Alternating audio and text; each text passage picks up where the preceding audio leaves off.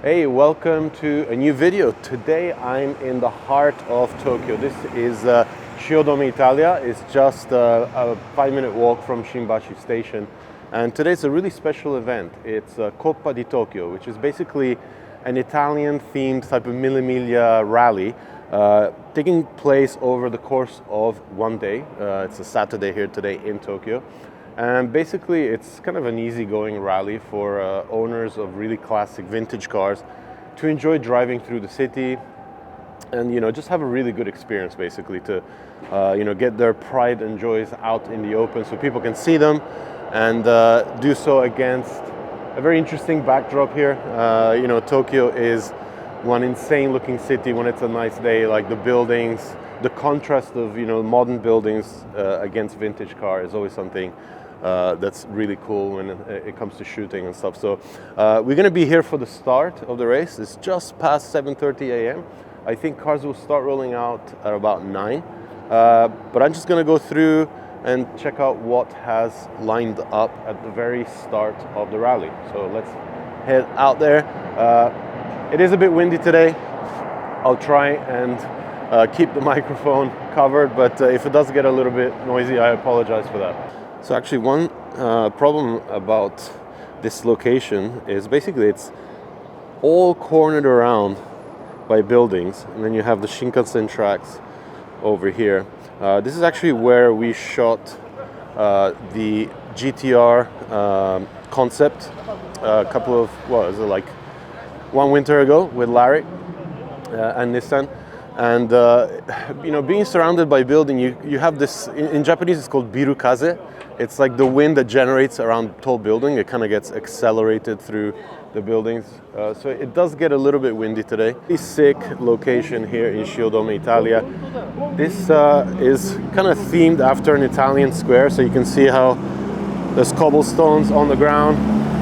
And there's some really nice stuff coming in right now.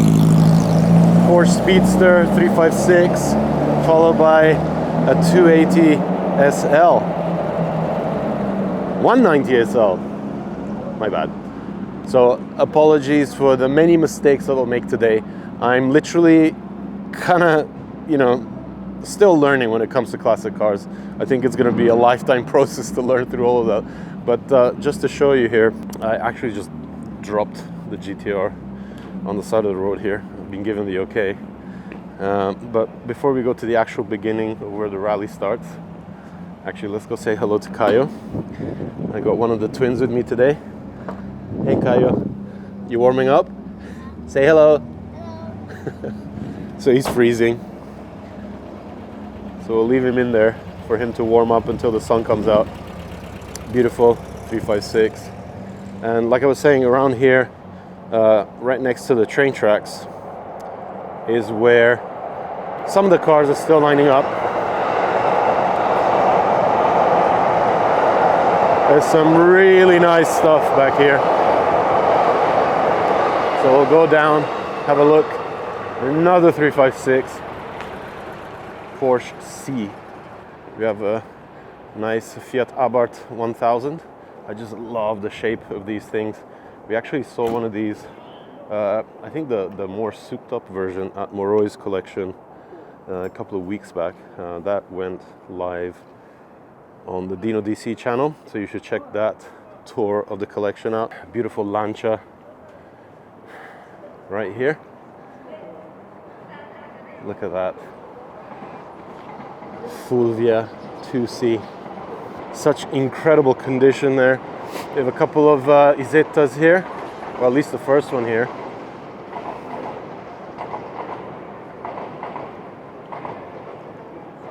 So as you can see, this car has a Coppa Di Tokyo emblem there. So there's a bunch of these kind of rallies across Japan.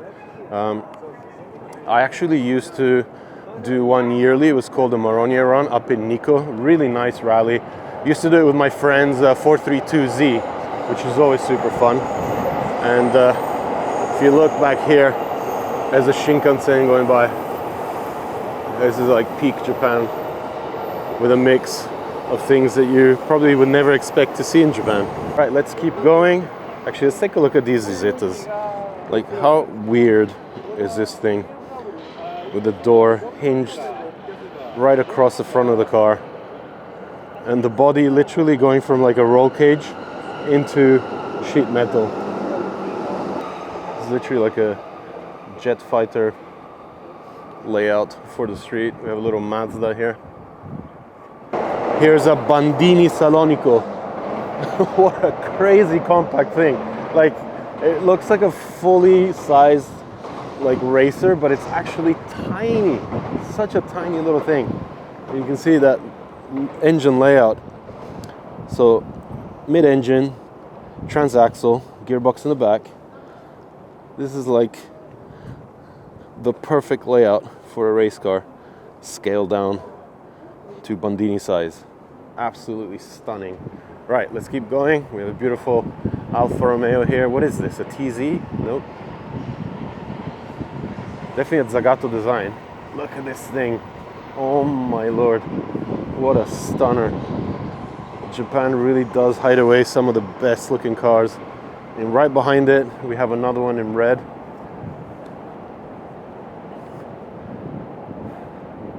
God, look at these things. And as another train goes by, a Giulia station wagon.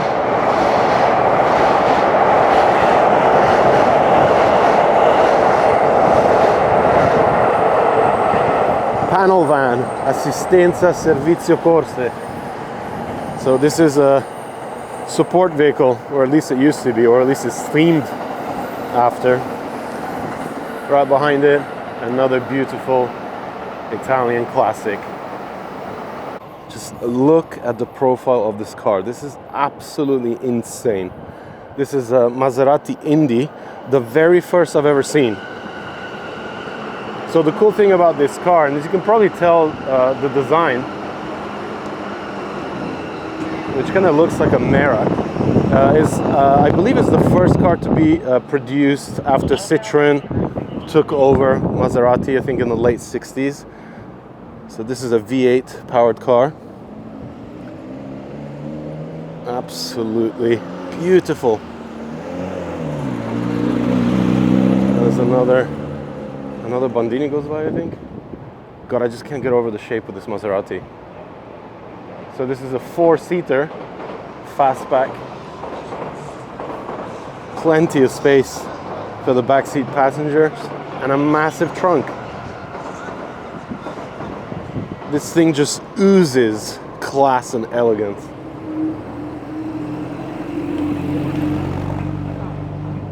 Nice little Bertone Fiat back here. And as the number plate suggests, this is an 850. Right behind me, Lotus Europa. And then we end the lineup with a Fiat Abarth 850 with all the right livery.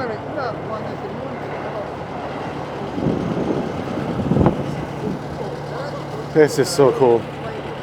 Right, so we've seen the cars that are at the back here lining up.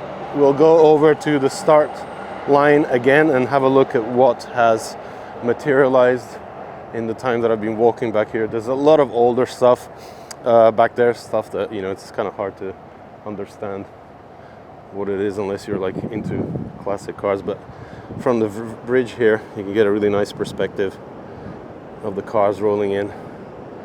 There's a Alfa Romeo Roadster down there and another Abarth. God, just look at this Alfa. Zagato design plus Alfa Romeo equals some of the most beautiful cars ever created. And since this is a vlog, I'm just gonna keep filming. Even the walk back. And I think I missed the back of this Subaru G Sports before. Nice to see Japanese coupes from the 60s and 70s being included in a rally like this. But with that said, let's head back to the start-finish line. Right, as I was saying, the cars here at the start-finish line are really packed in there. We start with a 1926 Bugatti. like I mentioned, there are so many incredible cars hidden away in Japan, followed by another 2 Bugattis.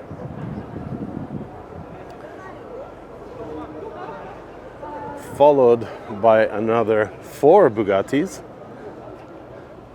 It's crazy. Type 22, Type 23. Not too sure about this one. Sits a little bit lower than the 22. And you know, I know a lot of these are replicas or not the real thing. I apologize for not knowing, but I'm not that proficient in classic cars. Bunch of Triumphs lined up here. I love how they're kind of like, you know, selecting. Ooh, that could have been a disaster. I love how they're just positioning the cars by brand. Makes it a hell of a lot easier to kind of show you what's turned up here. So the Europa is positioned right next to that bizarre car we saw before, which I don't really know what it is. We have all the Izettas lined up here. Starting with the FMRs.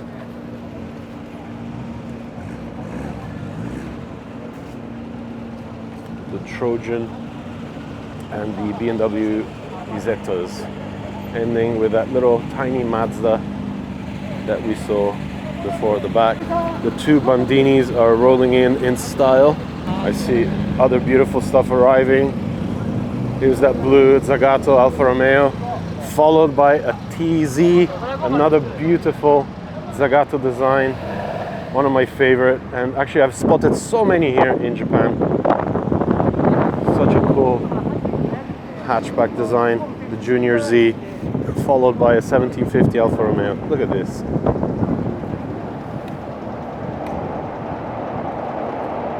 The Zagato Alfa Romeo lineup in full swing. And right here, hiding in the back streets, 308 Ferrari.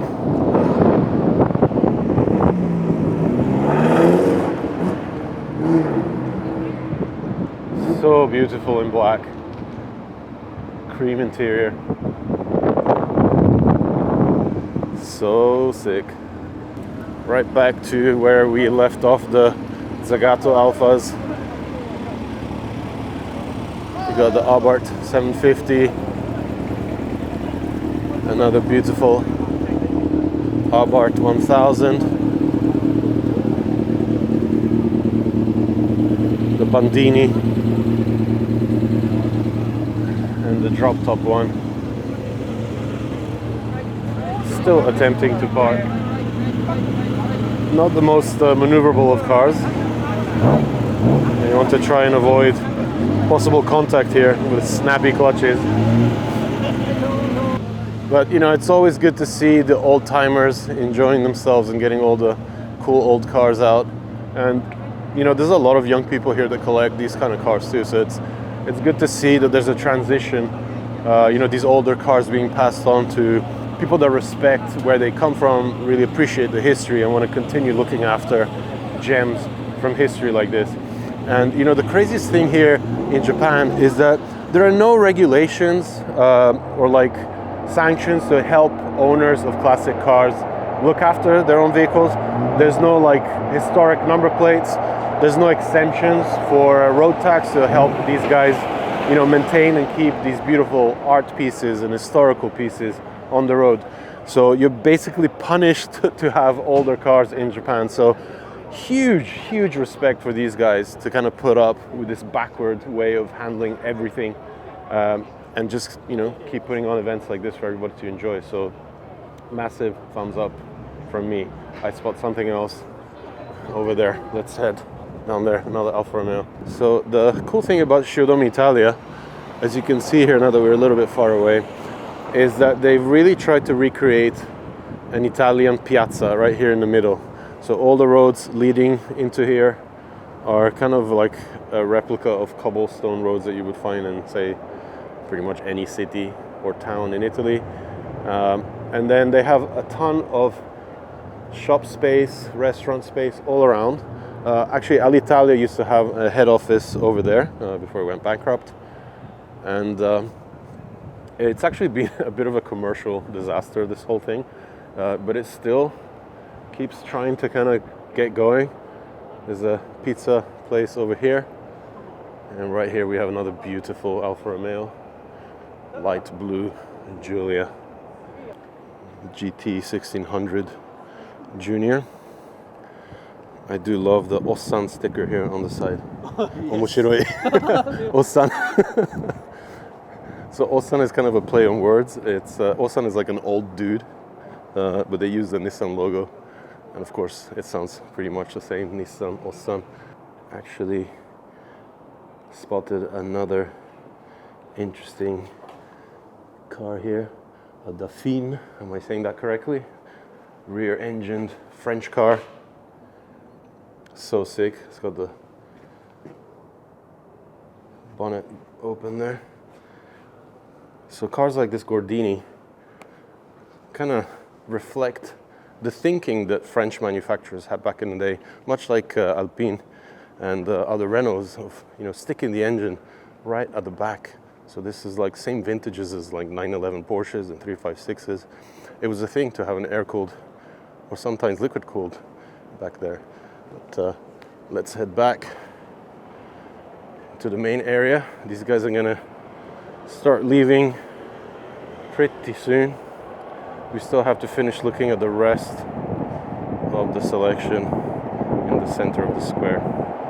It's an Alfa Romeo GTV parked outside here. A Morris, princess of all things. Couple of Alvis. Oh, they're calling my car. Alright, so it looks like they've opened the back of the Bandini, so we're going to have a proper clean look at the engine and transaxle setup. Look at that. Tube frame.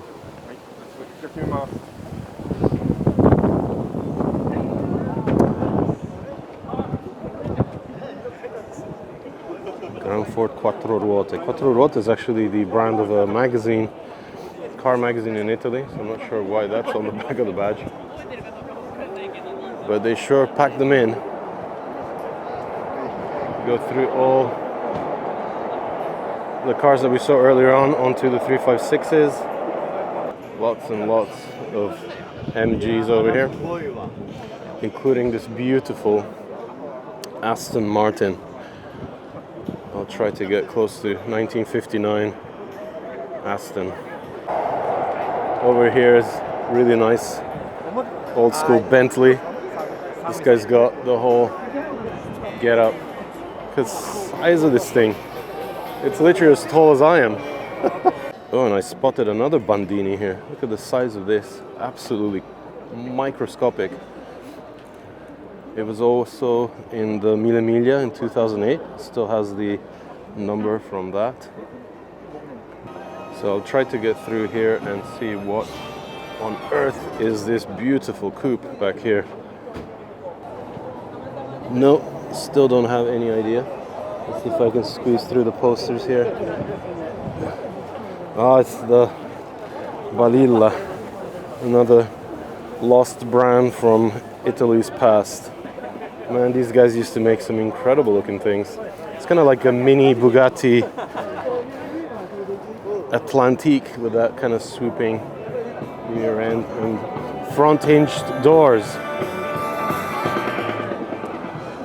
We can finally get to see the front of that gigantic Bentley. Parked right next to a Rolls-Royce. And we have a nice vantage point to check out these two Bristols stuck here in the middle. Get a front look at the silver one over here behind all the Bugattis. Really massive, beautiful coupe. Look at that unique front grille. And there's even a light right in the center there. And I didn't check out these Austin Healey's up front here. I think unrelated to the actual rally, there's a bunch of old Italian things coming in. I think I just saw a Bertone Ferrari, maybe a Dino. But at least we have this beautiful Ducati Polesmart 1000 limited edition thing to drool over. Look at this Alfa Romeo 1959 Giulietta. It's not part of the rally. So it's making a left turn maybe? No? Beautiful. Right behind it, some more old stuff coming up.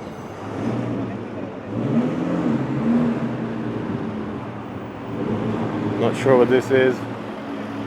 Oh, it's a Bugatti.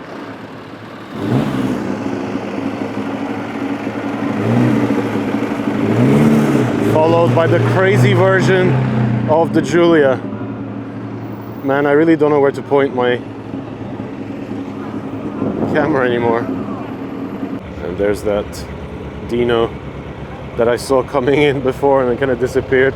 So we have a 308 right behind me, and then a 308 Dino in all its angular Bertone glory.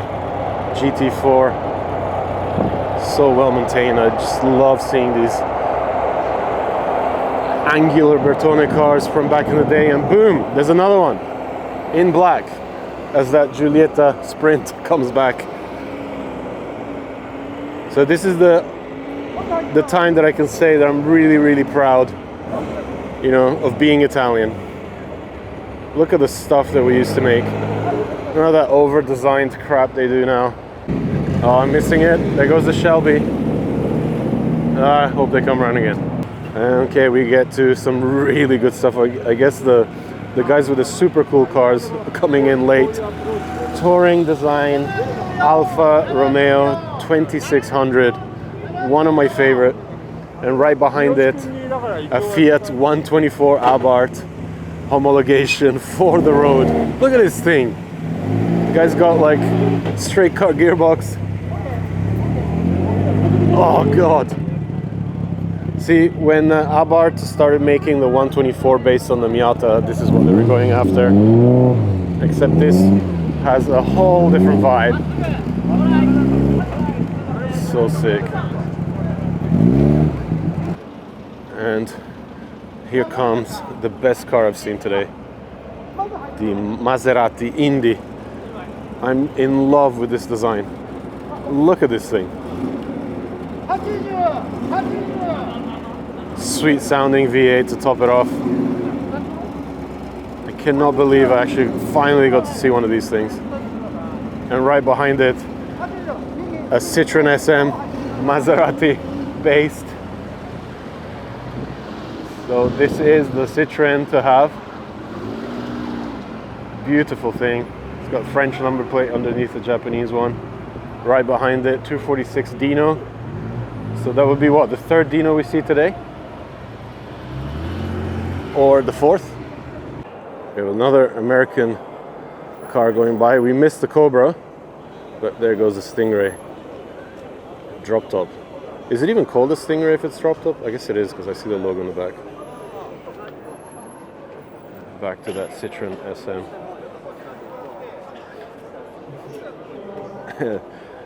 Little do people know, but my first car was actually a Citroen AX.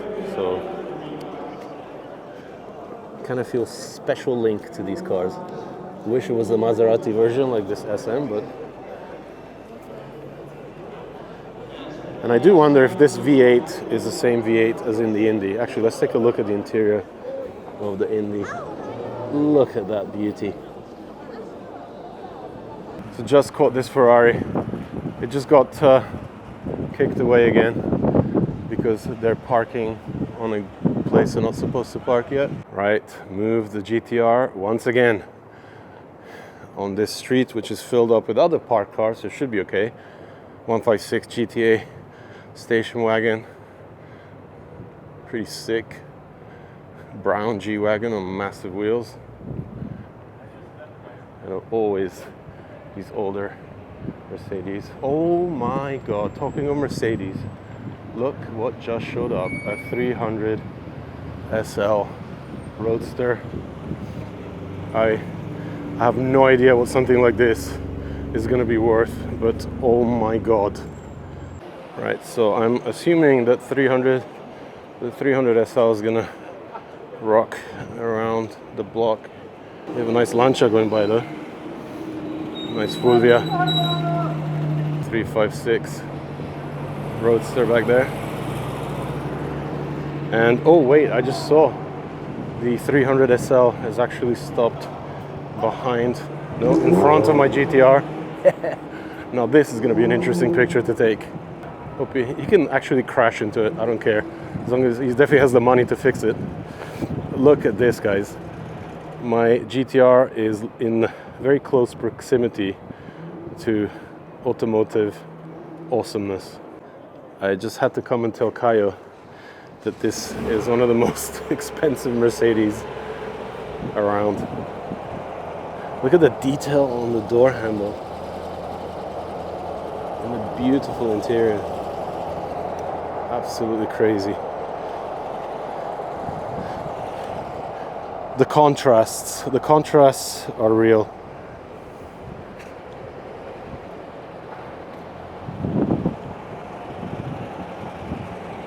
And the E-Type over there, another convertible. So even Enzo Ferrari thought that the Jaguar E-Type was one of the best and most beautiful designs ever. Most beautiful car in the world, I believe he said. If only he knew what Jaguar's doing today. Look at the Vespa. Got the Italian flags and everything, and right behind it, another Alfa Romeo.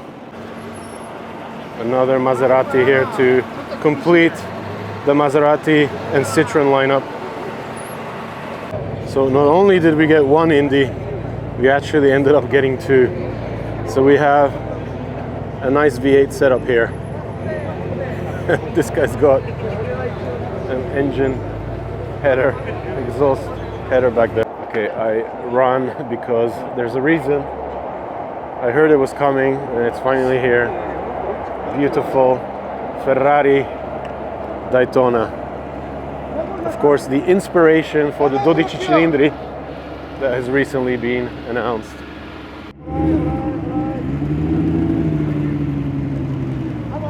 Of course, the number is 365. Listen to that V12 purr.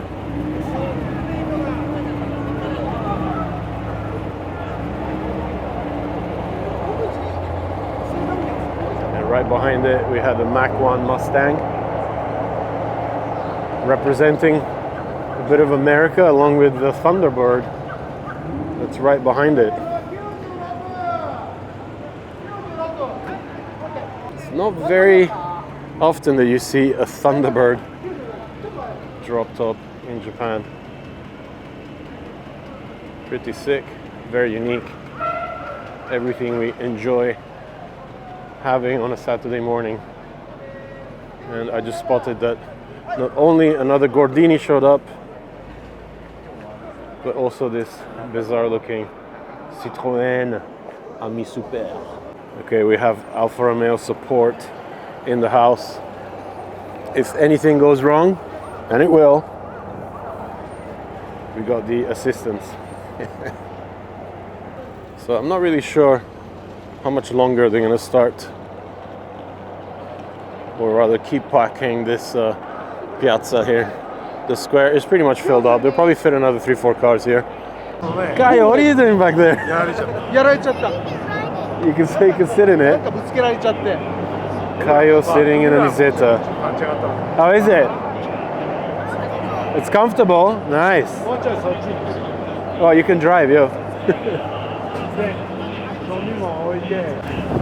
Okay, so the rally is kicking off. The first few Bugattis that we saw up at the front are beginning to warm up and take off.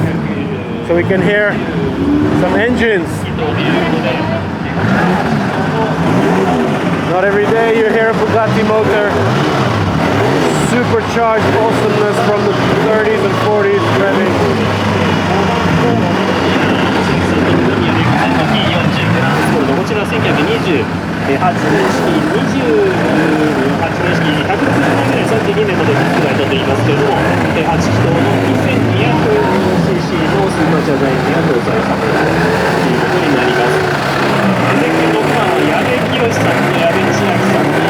You really hear the supercharger.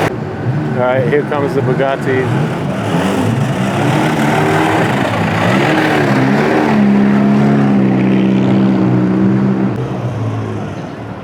And another one. A Lagonda from 1924 is next. Aston Martin Lagonda Limited there on the side. And there goes the Elvis. So smooth.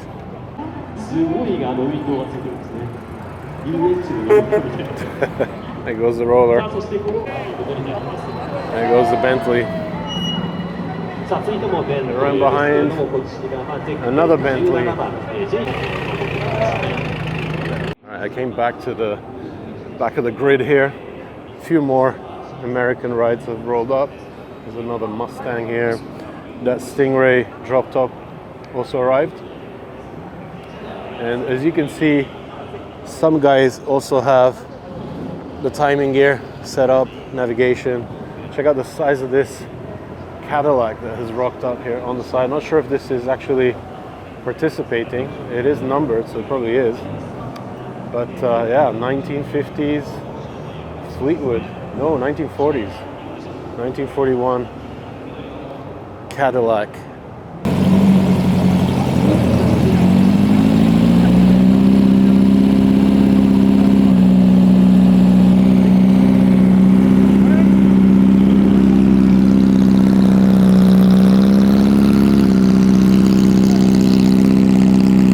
What a thing.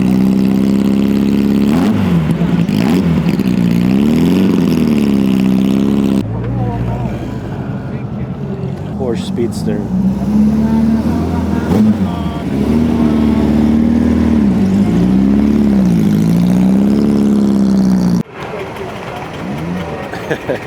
All the little Izettas, Trojans are off.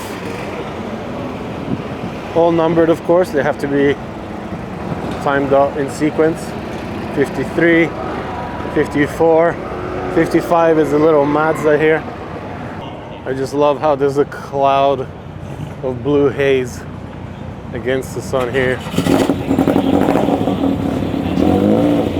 Bandini getting warmed up. All right, we got the first few Italian cars getting lined up. Abarth, Bandini.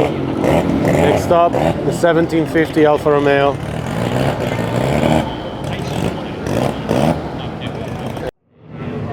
There goes the 124.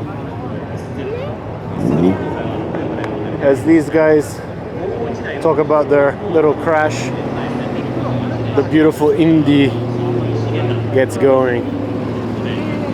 My new favorite Maserati, ma che roba. Struggling to get cars out.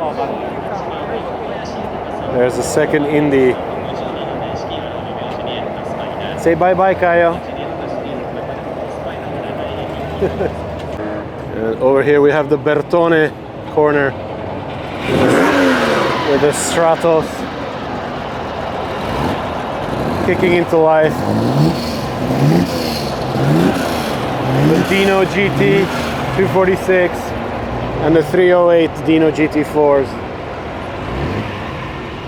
This is the V6 powered crew.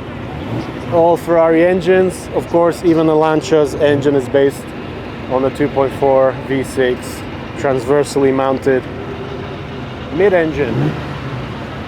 I realized there was a Lancia Flaminia Super Sport hiding back here. I didn't even see it. Another beautiful classic. Right, and with that, I think it's time to end the coverage.